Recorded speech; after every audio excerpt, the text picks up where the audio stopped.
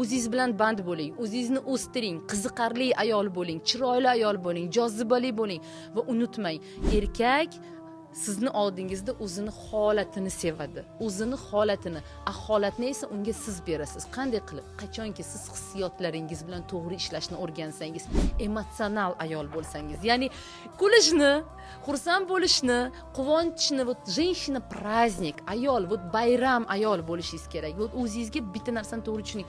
Men bayram bo'lishim kerak. Eringiz ishdan shunaqa charchab keladi, o'zi tak mana bu ko'cha, напряжение, mashina, rul, pul, tam boshqa masalalar yetarlicha unga va u uyga kelganda yana qo'shimcha porsiya problemani xohlamaydi. Shuning uchun ko'p erkaklar nima qiladi? Qochadi.